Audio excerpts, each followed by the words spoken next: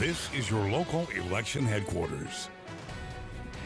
Welcome back. Governor John Bel Edwards' term, well, it's in its final days. He was the candidate not many believed had a chance.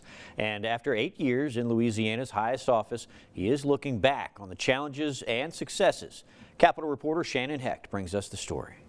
As Governor John Bel Edwards looks back on his 8 years in office, he's also looking at the changes to come over the next 4 years. I want Jeff Landry to be successful. I'm a Louisianan. I'm staying here.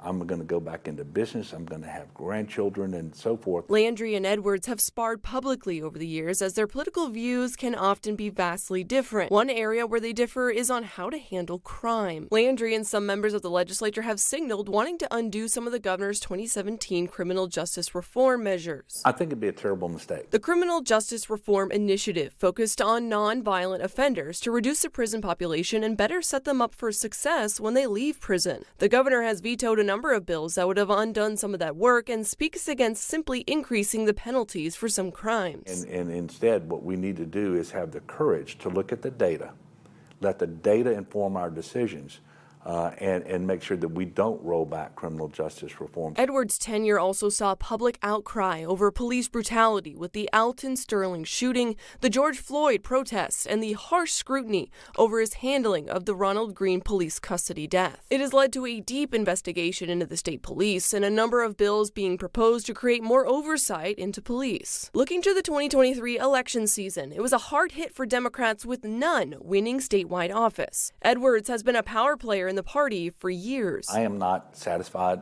with the situation today. While he doesn't want to dwell on what went wrong, Edwards says that he chose his role in elections carefully to ensure bipartisanship could live on in Louisiana. And I don't think that that would have been possible if I had been hyper-partisan and going out and trying to win every possible election and defeat every Republican running. Edwards has taken flack from his party at times for his anti-abortion policies and moderate approach to other heated topics. But I always wanted to govern true to who I am, which is somewhere in the middle of the political spectrum. As the state legislature makes a hard swing to the right with a Republican supermajority, some fear the era of Democrats leading is over, but not Edwards. People thought I shouldn't run in 2015.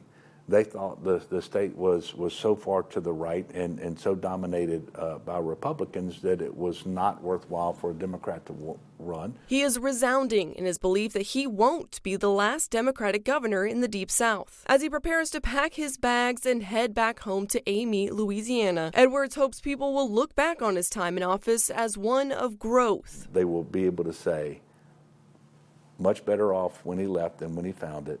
Critical investments in the most essential priorities were improved substantially, and the results were achieved because of bipartisanship, and that's would be my hope. He leaves the Capitol with a genuine hope for the ones after him to do well by the people of Louisiana. God bless you all. God bless the great state of Louisiana. God bless the United States of America. And go Tigers. For your local election headquarters, I'm Shannon Hecht. All right, looking back on major accomplishments for Louisiana this year, Congressman Mike Johnson ascended to the job Speaker of the House. His nomination was a break in the logjam at last as House Republicans finally united to elect a new speaker. He is known as a staunch social conservative. Representative Johnson was first elected to the House back in 2016. He serves as vice chairman of the House Republican Conference as well as GOP deputy whip. Lawmakers are heading home for the holidays with many frustrated about what Congress didn't accomplish. Those raising concerns say 2023 was chaotic and unproductive and sets up a challenging agenda for the year ahead. Washington, D.C. correspondent Hannah Brandt digs into why.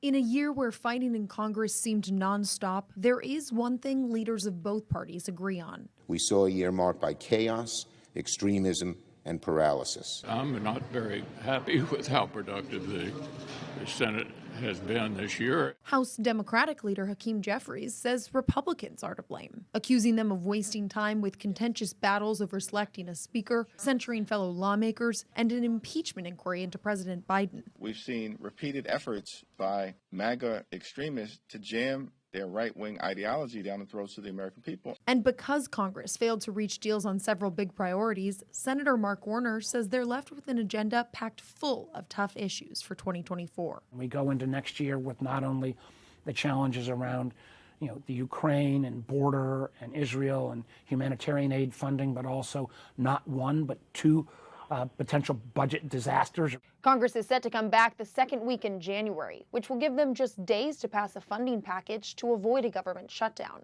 Without bipartisanship, we will not get anything done. Senate Leader Chuck Schumer is urging House Speaker Mike Johnson to work with Democrats. Embracing the hard right philosophy is a path to nowhere.